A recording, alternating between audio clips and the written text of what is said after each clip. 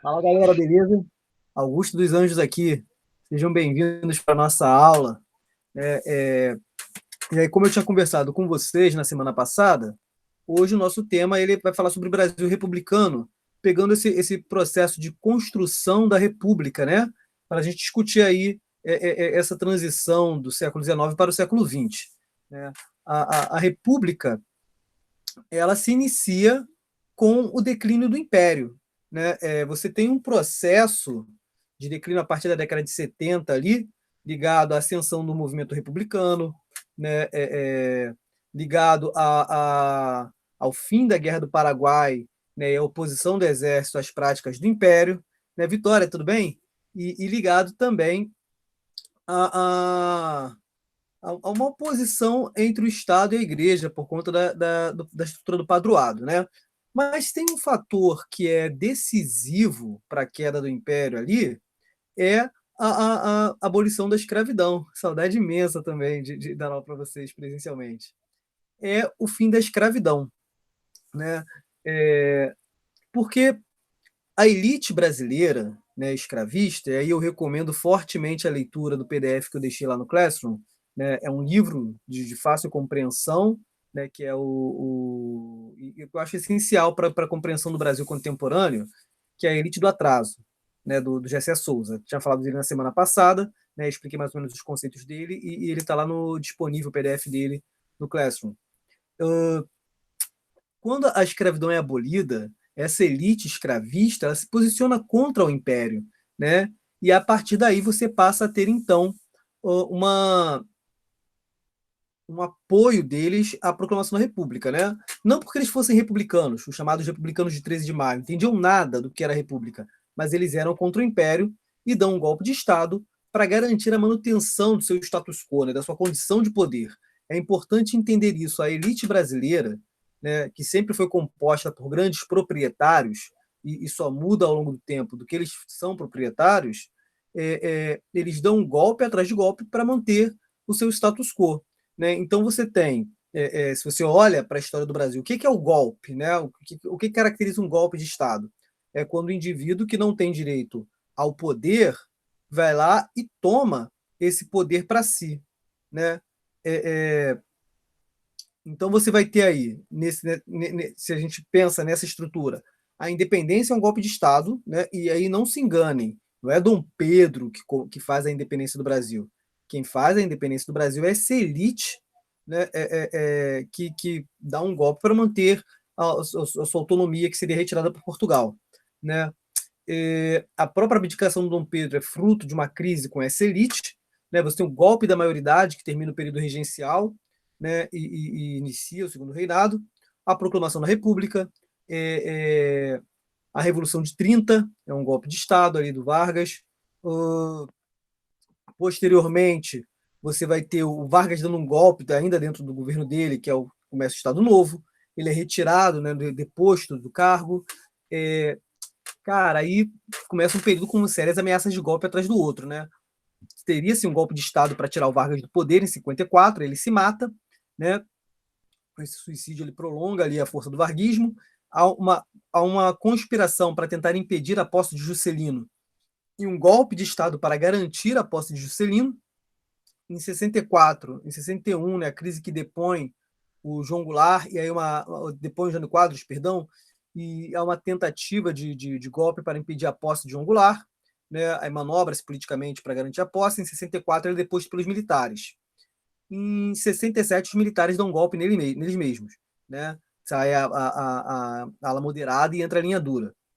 E aí você tem o fim da ditadura militar e tal, quando a gente achava que não veríamos mais um golpe de Estado no Brasil, 2016. Né? Apesar de ainda termos uma batalha de narrativas sobre esse processo, e há uma parcela da sociedade que insiste que é um impeachment, né? Na verdade não passa de uma nova modalidade do golpe, o golpe travestido de processo democrático. Né? A gente está vendo isso acontecer em várias partes do mundo, que leva a gente ao cenário de hoje. Né? Mas, enfim, aí é uma outra discussão. O fato é que a proclamação da República ela é um golpe de Estado perpetrado por uma elite escravista, né, para manter a sua estrutura de poder. né, o seu controle sobre a sociedade e até uma forma de vingança contra a monarquia. E aí, cara, por que o exército e essa elite afastam também esses republicanos históricos? Porque não atendia ao interesse deles, né?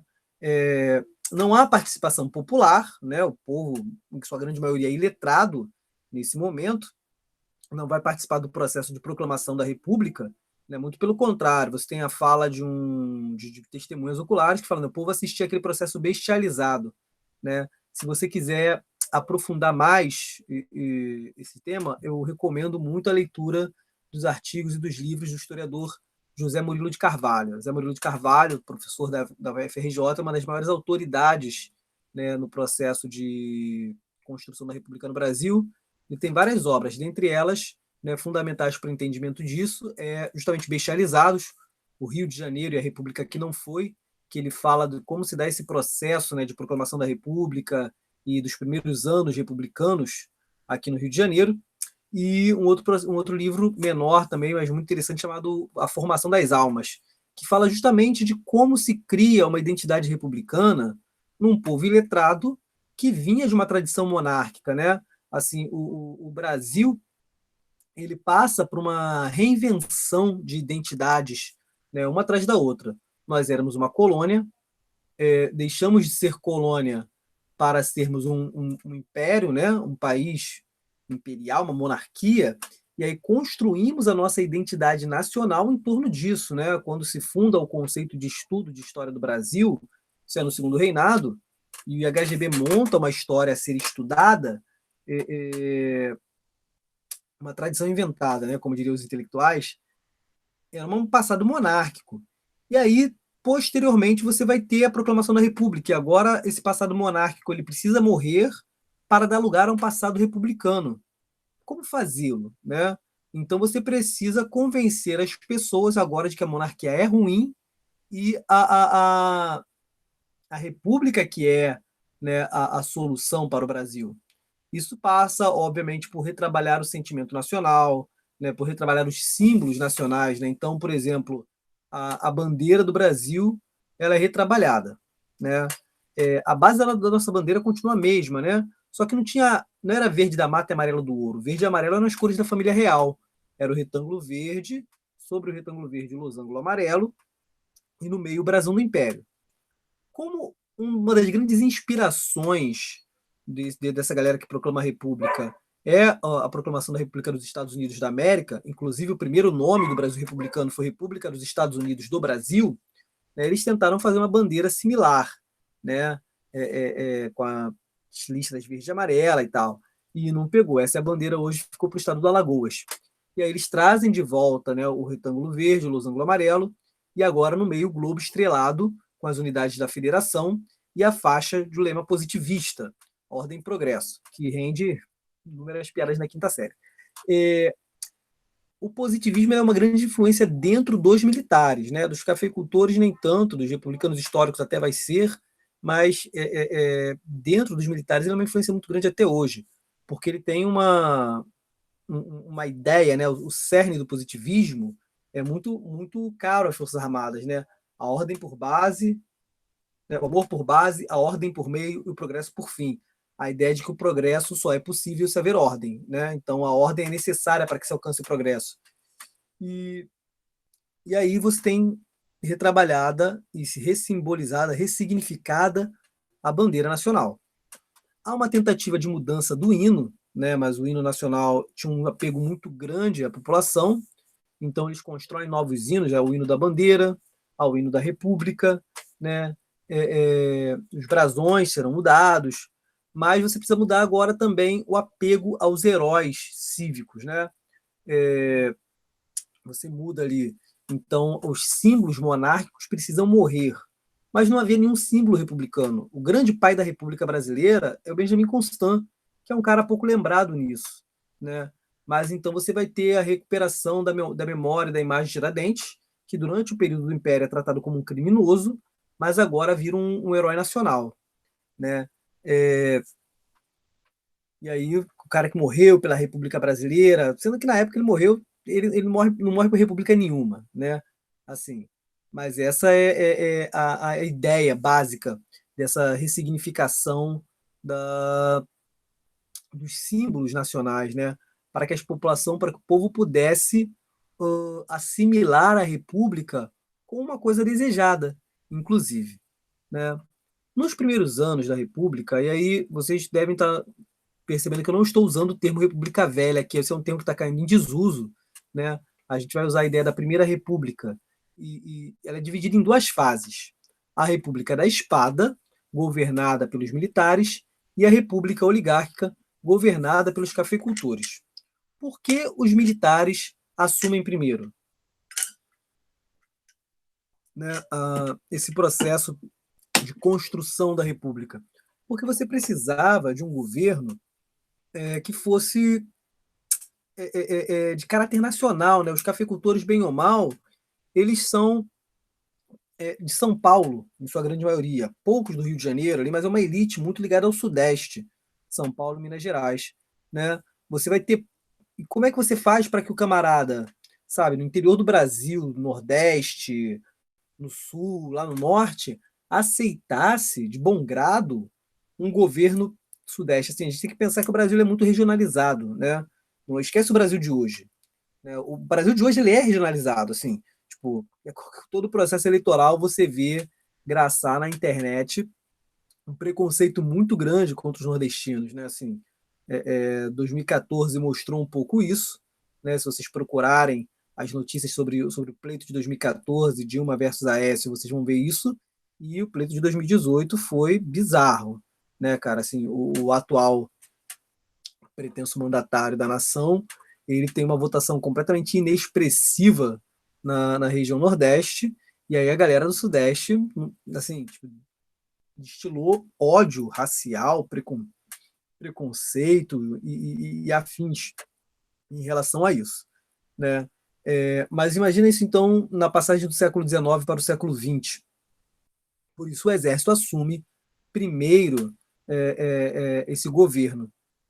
Num primeiro momento, então, a gente tem o governo, o primeiro presidente, a princípio provisório, depois ele é eleito, né, para o cargo, que é o eleito indiretamente, diga-se de passagem, que é o Deodoro da Fonseca. Cara, já começa a dar merda, porque Deodoro da Fonseca ele podia ser um grande militar, né? Mas ele não era um político. E se bem que assim, isso não quer dizer nada, né? Tem gente aí que assume cargo político que também foi um militar ruim, execrado, expulso das Forças Armadas, né? Reformado para não ser expulso e depois entra para a vida política e chega a altos cargos, né? Mas aí é suposição, é uma outra história. Uh, a, a... Volta ao Deodoro da Fonseca. Deodoro era monarquista, cara, assim, sabe? Era próximo a Dom Pedro. Olha, começou essa ofensa, eu não estou entendendo os sons. Daqui a pouco vamos me chamar de debochado. Não entendi, não entendi. É, é, Deodoro era monarquista, ele era próximo a Dom Pedro II, né, cara? Eu também te conheço, dona Emanuele, também te conheço. Né? E dizem testemunhas oculares, inclusive, que no momento da proclamação da República, enquanto a galera gritava Viva a República, ele gritava Viva Dom Pedro.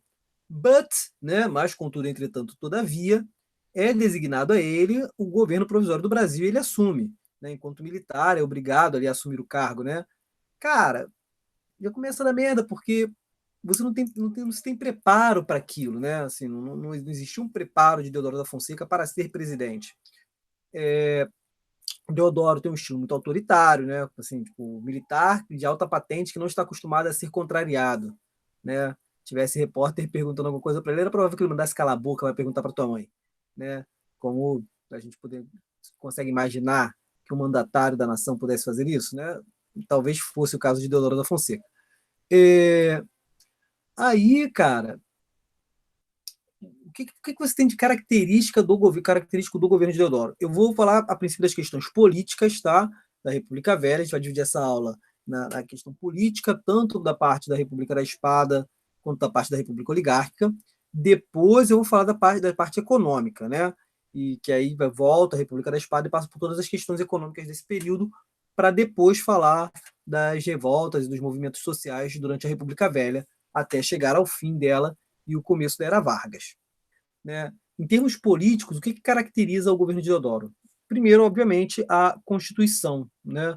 A Constituição de 1824, que é a primeira Constituição do Brasil, ela é anulada porque você tem agora, já não se adequa mais, ela era uma Constituição do Império. Né? Agora é necessário fazer uma nova Constituição que se adeque às necessidades da República. E aí se faz. E o que muda com essa Constituição? Não é só a adoção do presidencialismo como forma de governo. Né? Primeiro, adota-se o federalismo, que é a forma como é organizada a relação do Estado brasileiro, né? A União, que é o governo central, o poder central, com os estados, as unidades da federação. Já viu quando você vai preencher lá o cadastro no concurso e pergunta assim, o F, aí você bota o seu estado? O F é a unidade da federação, a União é o todo, e aí tem o governo central. E cada estado é uma unidade dessa federação. Antes, no Império, não existiam estados, eram províncias. E a província não tinha autonomia em relação ao poder central. Como assim? Quem nomeava o governo era o imperador. Né? Então, tinha lá o cargo de presidente da província, que era nomeado pelo imperador. Votava-se só para o poder legislativo provincial. Não haviam leis autônomas, impostos, tudo era definido pelo poder central. A federação muda isso, o federalismo muda isso. Né? Você passa a ter eleições, né, estaduais, leis estaduais, impostos estaduais, sem, no entanto, passar por cima das determinações federais. O que houve aqui no Brasil foi uma discussão sobre que modelo se adotaria, né, para isso. Porque você tem duas influências, a influência dos Estados Unidos e a influência da França. Né?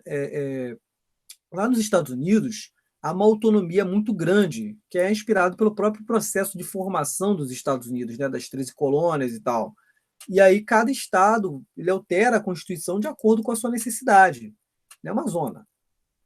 Aqui no Brasil, por conta da francofilia dos nossos intelectuais, nós adotamos o modelo francês de autonomia relativa. Né? Você tem, então, um poder central mais forte, mais sólido em relação às unidades da federação. Separa-se o Estado da Igreja, teoricamente, né? O Estado agora é laico. Você já tinha, por tradição, né, como a gente vem de uma colônia de Portugal, no Império Brasileiro era oficialmente católico.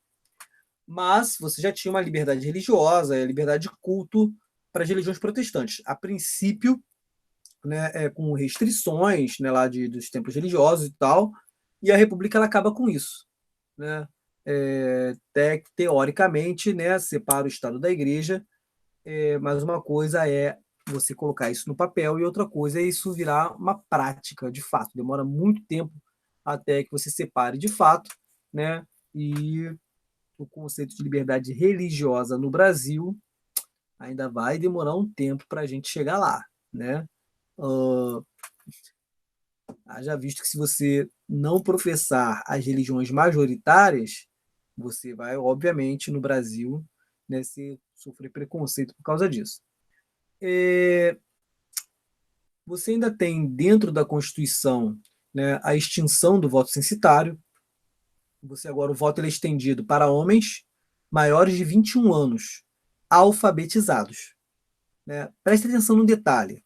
Né? Na República, analfabetos só puderam votar a partir de 88.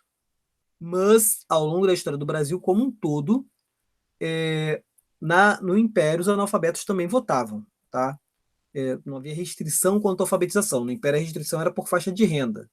Na República, é que cai a restrição por faixa de renda e vem a restrição por alfabetização, o que também já é excludente pra caraca.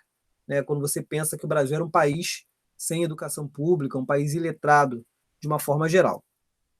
E aí você tem toda essa construção política do Brasil. O voto deixa de ser secreto e passa a ser voto aberto, o que vai permitir toda a manipulação política, né, lá por parte dos cafeicultores.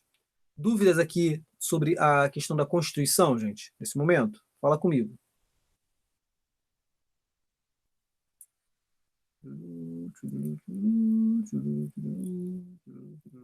Beleza, né?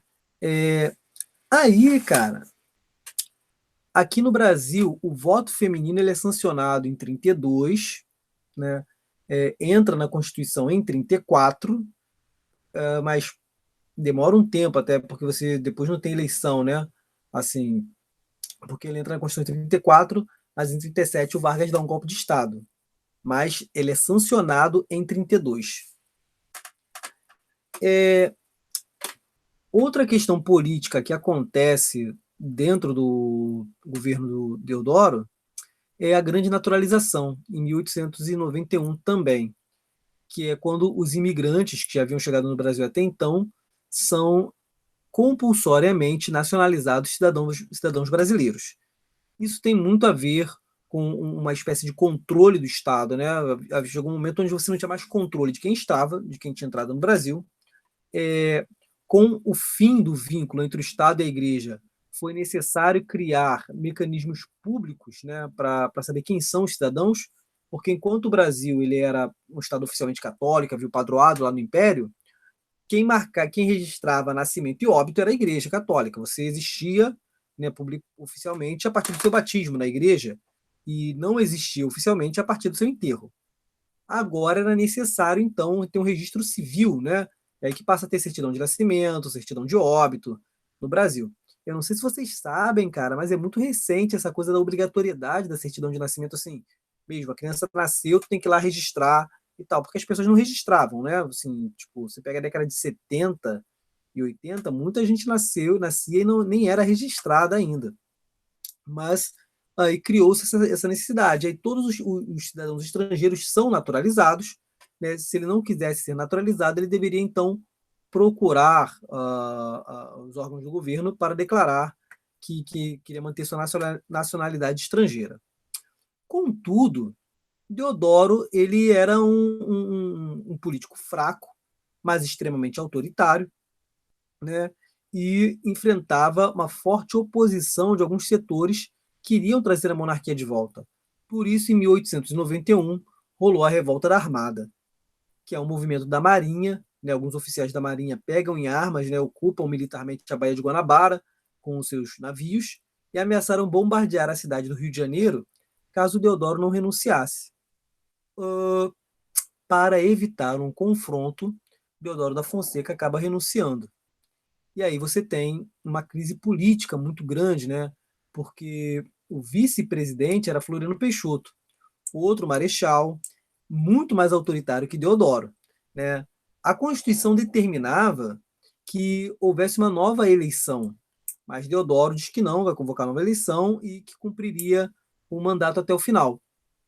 Deodoro, Floriano, perdão, ele é marcado, né, por esse estilo autoritário, assim, tanto que os seus aliados, os seus apoiadores, eles eram chamados de florianistas ou jacobinos, numa alusão à galera mais radical da Revolução Francesa, ainda que não houvesse nenhuma semelhança entre os apoiadores de Floriano Peixoto e os jacobinos da Revolução Francesa, né? Essas incongruências somente no Brasil, né, cara? A galera que apoia político extremamente autoritário e que desrespeita a Constituição e apoia isso mesmo, e, irmão, dane-se, vão embora, né? É uma coisa, né? Que, assim, a história ela não é cíclica, tá? Tem uma galera que acha que a história se repete, não se repete nada, né? Porque a história ela não é uma coisa que existe por si só, né? A história, enquanto ciência, ela é fruto do trabalho dos historiadores, né? Acontece que alguns processos históricos são semelhantes, né? Então nós podemos apontar semelhanças entre os processos históricos, mas parece que uma parcela da população brasileira tem esse fetiche, né, cara, por políticos de caráter autoritário. Mas isso também pode ser hipotético, eu não sei do que eu estou falando aqui. Vocês estão muito debochados. Cara, o Floriano ele já assume de cara com essa oposição, né, assim, de que era para, respeitando a Constituição, ter novas eleições, ele não convoca. E aí isso faz com que, em 1893, 2 anos após a posse dele, tenham-se duas revoltas no Brasil.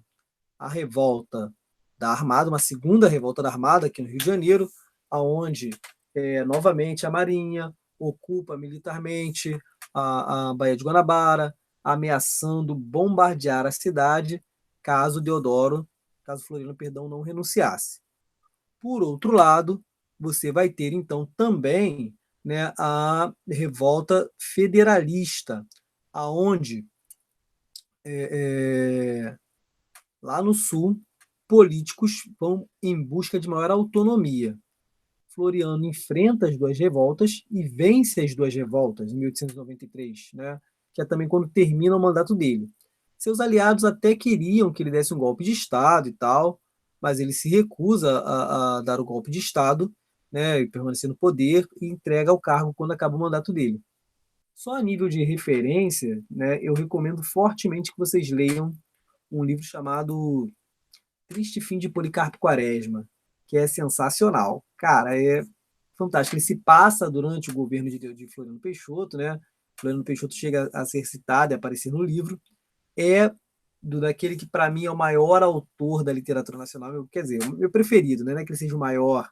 Assim, acho que Machado de Assis é muito mais famoso que ele, mas é do Lima Barreto, né?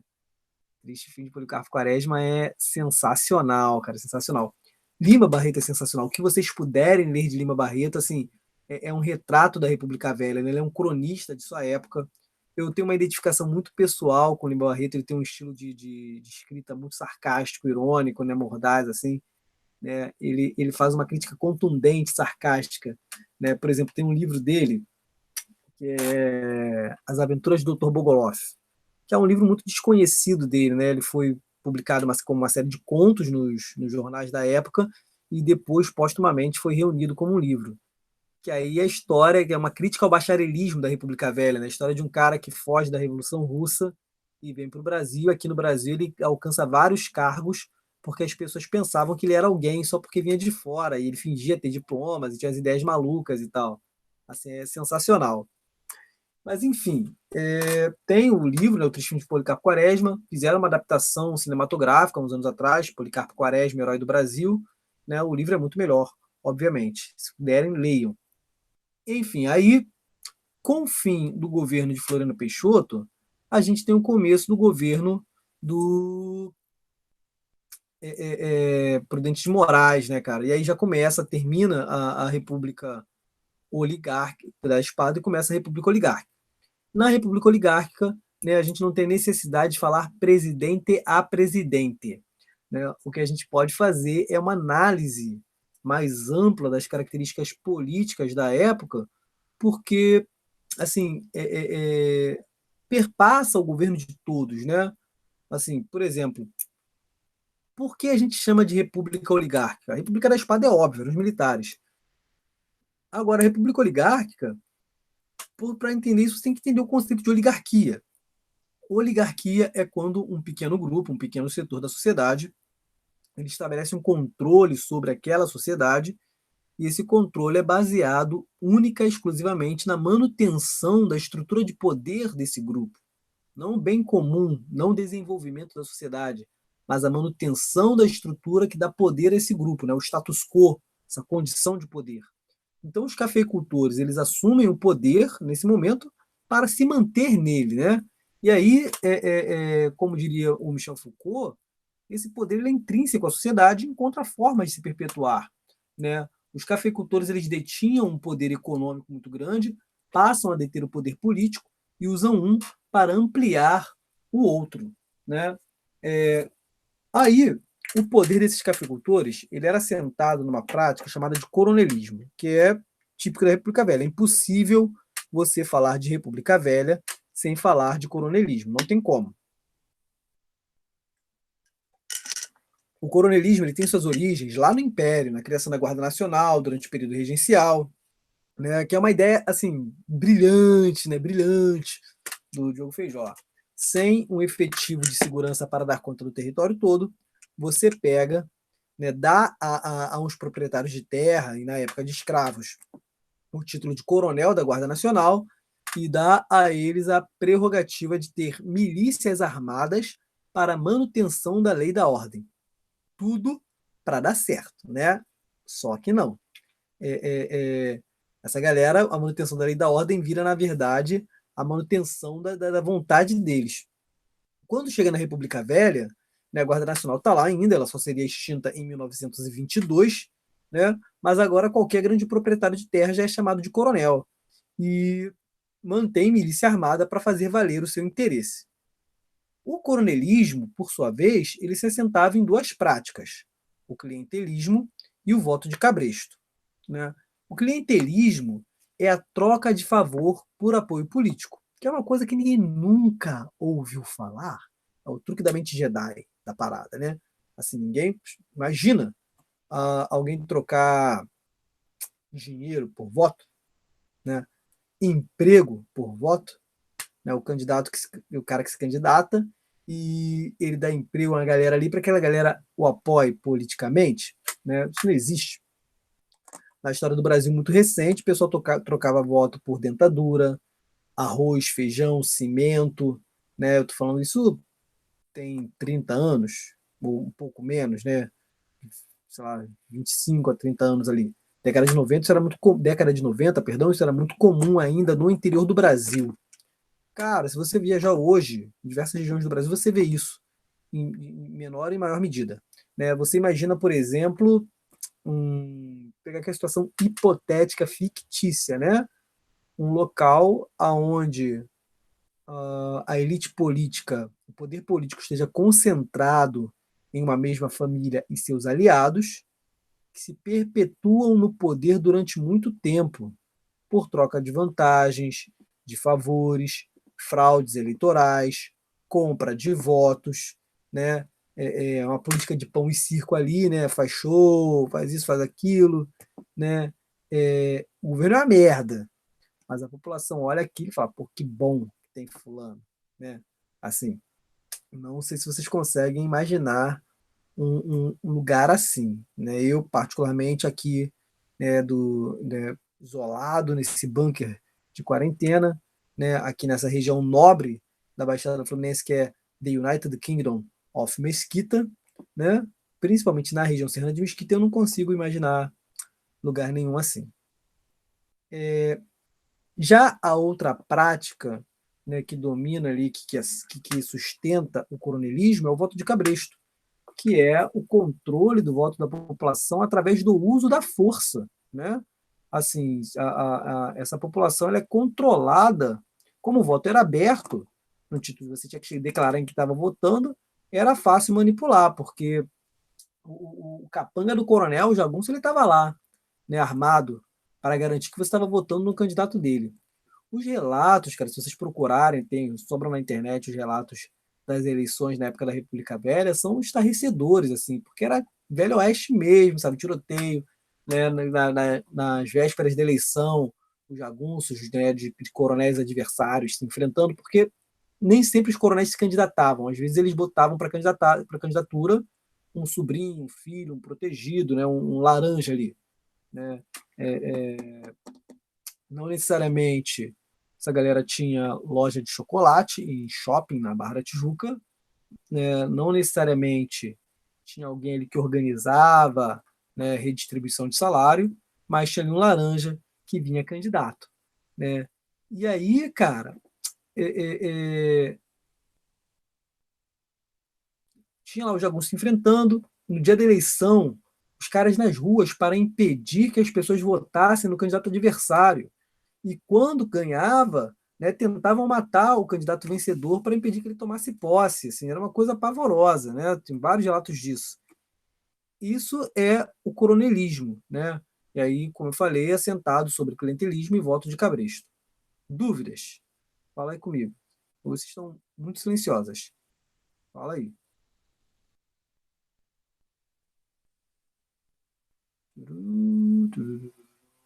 Beleza, então. Aí, cara, né? Uma outra coisa que vai acontecer na vida política do Brasil é a estrutura da política dos governadores. Né? Se você pegar o material lá no Google Classroom, você vai ver que a gente está batendo parte a parte isso aí, beleza? A política dos governadores ela estabelecia as relações entre o poder central, né, o governo federal, e os estados, a partir do momento que eram estabelecidas alianças na época das eleições. Quando vinha a eleição, tinha um órgão do Senado que era o Comitê de Verificação.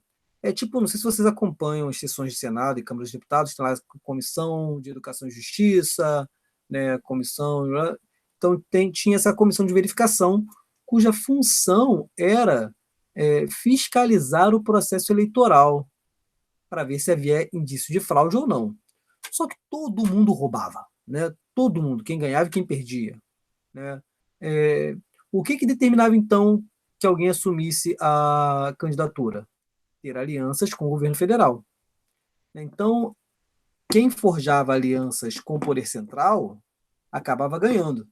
Se porventura, né, o candidato que ganhou não fosse o candidato aliado ao governo federal, o comitê de verificação, a comissão de verificação, ela invalidava aquele pleito, né? E aí a gente tinha um ato que era chamado de degola, que era quando o indivíduo que ganhou a eleição ele era retirado do cargo e o derrotado empossado.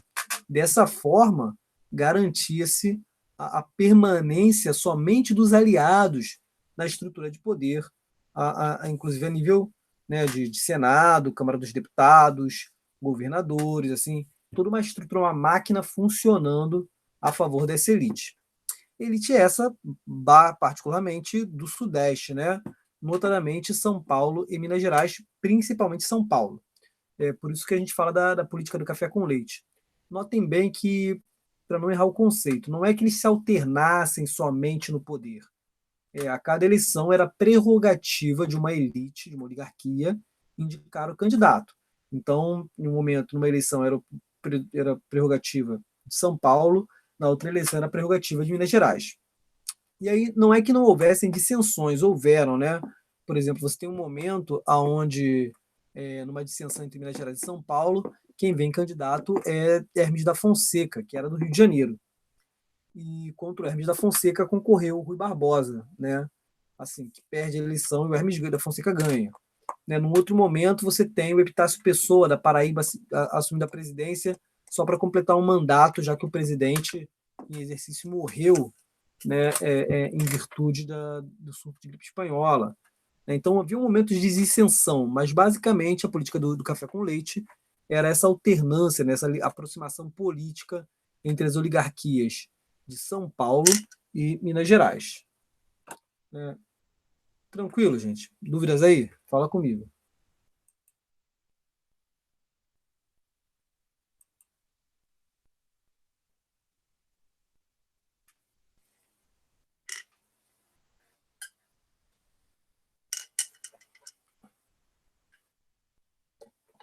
Beleza. Posto isso, vamos começar a falar aqui de política, né? Perdão, falar da questão da economia na Primeira República. E eu vou avançar um pouco na questão da economia, depois eu vou dar uma pausa para falar de outros temas importantes para vocês darem uma lida na semana, né? Porque é importante para vocês mesmo, enquanto vestibulandos, enquanto cidadãos.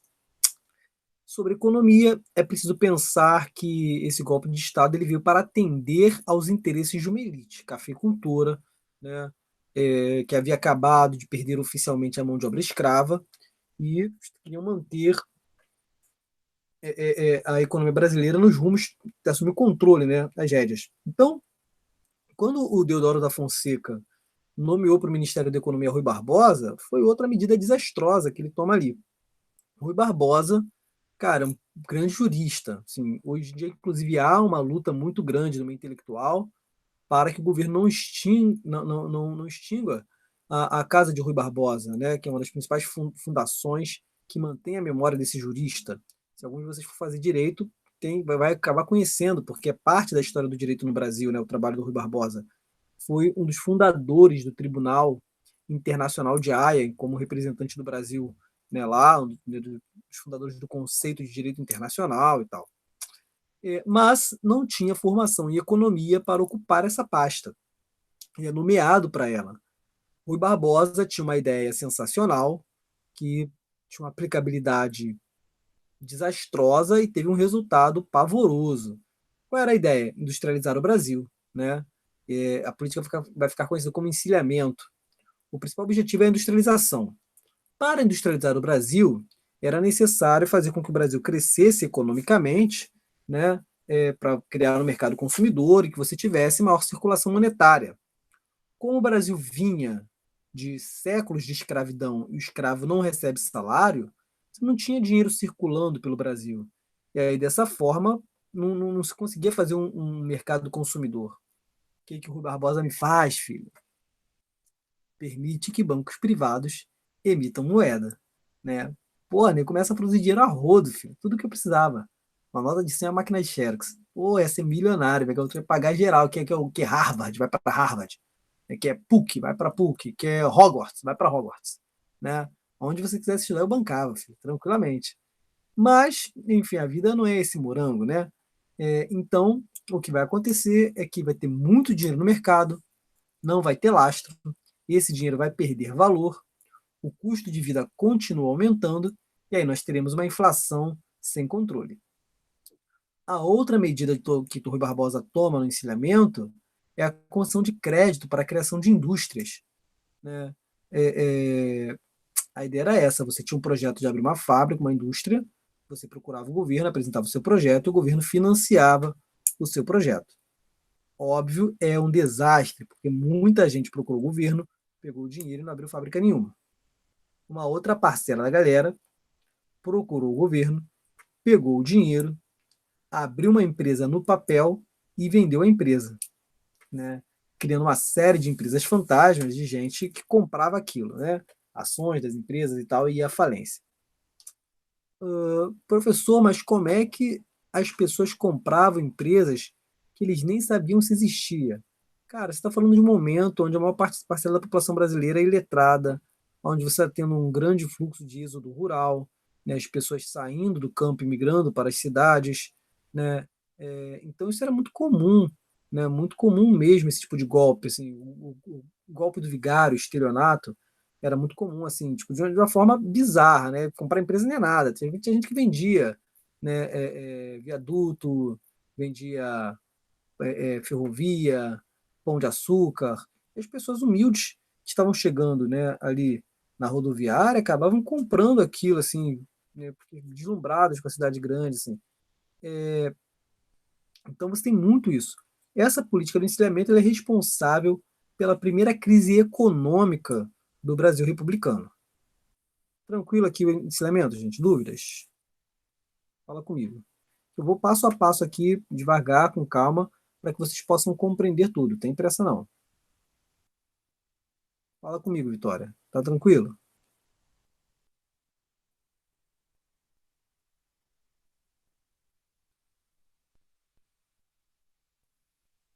Dure uma, dure duas, dure três. Vamos embora então. Ninguém falou nada, a gente continua. E, aí, brother, já arrebentado economicamente, né? Você tem uma outra solução maravilhosa da economia brasileira, que é o Funding Law. O Brasil vai se recuperar só na era Vargas. É só na era Vargas. Porque vai afundar mais economicamente falando, né, durante a República Velha. Por exemplo, você tem um Funding Law, né, que é uma política econômica também desastrosa. O Brasil, arrebentado por causa do encilhamento, vai procurar um empréstimo com a Inglaterra. E aí a Inglaterra se recusa a emprestar dinheiro, né, porque o Brasil devia muito. A dívida que o Brasil tinha com a Inglaterra vinha lá de Portugal, cara, lá do século XVIII. Portugal assinou um tratado com a Inglaterra em 1703. Olha só, que é o Tratado de Methuen, também conhecido como Tratado dos Panos e Vinhos. Esse tratado arrebentou a economia portuguesa e subordinou Portugal aos interesses da Inglaterra. Isso se agrava um século depois, né, quando da transferência da corte para o Brasil, que a Inglaterra exige uma série de questões para apoiar Portugal nisso. O Brasil se torna independente, pega empréstimos com os ingleses durante o Império, né? Vem a República Velha, e tu imagina os juros correndo, juros sobre juros, desde 1703, quando o Brasil vai lá, né, já no final do século XIX, início do século XX, pedir dinheiro à Inglaterra. E a Inglaterra fala o que é óbvio: não, paga primeiro o que você me deve. É, é aí que entra em cena os maiores bancos privados da Europa, os Rothschild, né, que se oferecem para comprar integralmente a dívida do Brasil, cara. Né? Assim, eles vão lá e compram, né, pagam a dívida integral. Agora, o Brasil não devia mais à Inglaterra, devia ao banco. Né? Sem dever à Inglaterra, o que eles fazem? Um empréstimo com os ingleses. E aí deve à Inglaterra e ao banco. As condições de pagamento são sensacionais, né? A Inglaterra dá ao Brasil 13 anos para começar a pagar o empréstimo e 60 anos para terminar. Nesses 13 anos estão correndo juros, nos 60 anos também. Mas o mandato presidencial é de 4 anos somente. Quando o Brasil tivesse que começar a pagar, provavelmente o cara que assinou nem vivo mais era. Entendeu? Na hora de terminar, então, tá aí, brother, tá tranquilo. Isso agrava, então, a crise econômica, né, do Brasil, assim, leva a nossa dívida externa, né, porque agora devemos à Inglaterra e ao banco, e ainda pegamos mais dinheiro com os ingleses, né, é, é, mas nada disso preocupava os cafeicultores, porque para os cafeicultores o que importava era o café. E aí, por isso, você tem a política de valorização do café, que eram investimentos do governo central, do governo federal, na produção cafeeira, né? Subsídios, redução de impostos, né? Incentivo fiscal, tudo para que os cafeicultores tivessem lucro. Professor, mas por que o governo faz isso? Porque é o meme do Homem-Aranha, filho, sabe? Aquele meme do Homem-Aranha, um apontando para o outro. Cafeicultor, governo federal era a mesma coisa, porque os cafeicultores elegiam senadores, deputados, presidentes, né, eram responsáveis pelas nomeações de juízes, né, por mais que isso seja o presidente que nomeie, né, ele eleito pelo cafeicultor, ele tinha que atender a demanda ali. Então, toda a estrutura do Estado funcionava para atender aos interesses dos cafeicultores. É por isso a política de valorização do café, que tem como grande símbolo, né, em 1906, o Convênio de Taubaté, que é quando os cafeicultores, representantes dos cafeicultores e o governo federal, novamente o meme do Homem-Aranha, né, se encontram em Taubaté, lá em 1906, para assinar um tratado, né, que determinava que o governo federal ele compraria toda a produção excedente do café. Tudo aquilo que os cafeicultores não vendessem, o governo comprava. Aí você pode imaginar o tamanho do desastre, né, cara? Porque se o cafeicultor não vendeu, o governo é que não vai vender. Para que o preço do café não caísse no mercado internacional, né, não ficasse aquele café, né, que ninguém comprava e a tendência do preço é que caia nisso, o governo estocava esse café, ele comprava e estocava esse café em armazéns, né, e aumentava os impostos para poder continuar comprando o café. Aumentava os impostos do Brasil todo para continuar comprando café e, na prática, assumindo o prejuízo dos cafeicultores paulistas. Brother, o cafeicultor só queria vender. Não importa para quem, entendeu? Você está vendendo para Nova York, para Paris, para Milão, para Timbuktu, Taiwan, Formosa. Não importa, filho, quero vender. Ah, não, é para o governo brasileiro. Pagou? Pagou, então tá bom, tranquilo. Para o Brasil, não vender o café é que era ruim. Né? Galera, dúvidas aqui sobre isso? Fala comigo.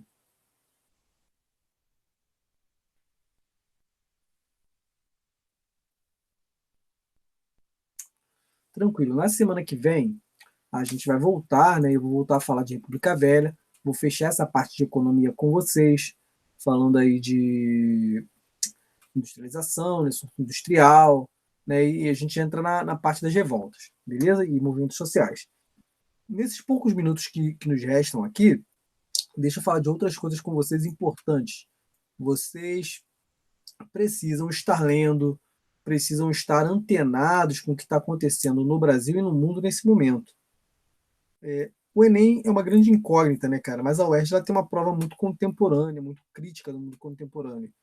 E aí é praticamente impossível que os temas de hoje não apareçam na prova da UERJ quando ela acontecer de fato, né? Que a questão da pandemia não apareça, e aí pode aparecer de diversas formas, pode aparecer uma questão mais técnica, né, na área de matemática ou ciências da natureza, né? Uma questão de química, uma questão de física, né? Matemática falando do contágio, Mas na área de história, geografia e afins, pode muito bem aparecer isso, né? Discutir os efeitos do isolamento, né, quarentena e afins, né, limites do poder do Estado nesse sentido.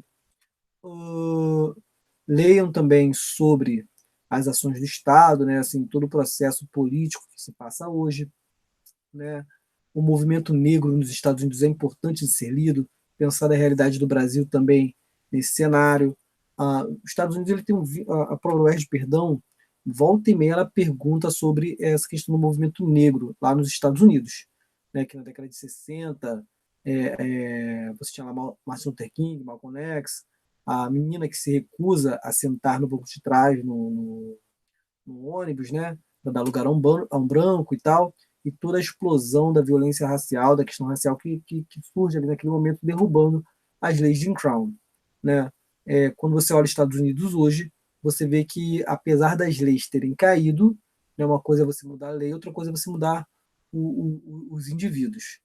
Muito se pergunta em quando o Brasil vai passar por um processo semelhante, né, assim, de insatisfação com essa questão racial. Eu acho que nem tão cedo.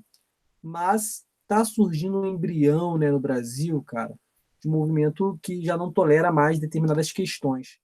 Há cada vez mais que apoiadores, aí, notem bem, estou falando apoiadores e não governo, apoiadores do governo adotam símbolos neonazistas, símbolos fascistas, símbolos xenófobos, cresce um movimento antifascista na internet. Né? E aí, inclusive, algumas, né, a primeira manifestação que eu vi assim os antifascistas na rua foi lá em Porto Alegre, se não me engano, Curitiba agora não tenho certeza, que eles impediram uma passeata pró-Bolsonaro, né? Nesse final de semana, em vários pontos do Brasil, existiam manifestações antifascistas é, é, é, marcadas, né? E a galera foi se manifestado, também tiveram alguns confrontos. Então, tem muito motivo para tirar, né, cara? Muito motivo. Por que não tira é que é a questão, né? Assim, porque motivo tem. Inclusive, vários pedidos de impeachment já foram apresentados. Mas Rodrigo Maia, que é o presidente da Câmara dos Deputados, pertence ao grupo ali do Centrão, que foi agraciado, né, com emendas parlamentares e tal, ele já falou o seguinte, né? Não é o momento de falar em impeachment agora. Primeiro precisamos enfrentar a crise, né? Assim, o time tem pra caraca, mas ele falou isso para os militares que o procuraram, né? Numa reunião com os chefes das Forças Armadas, né?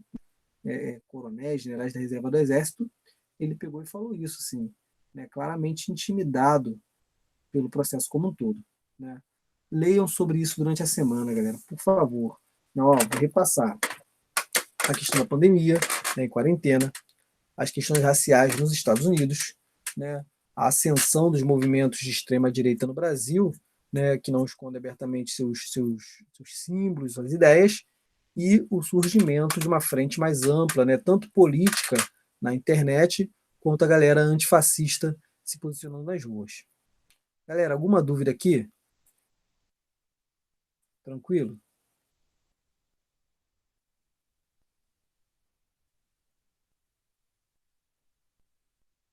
Beleza, então.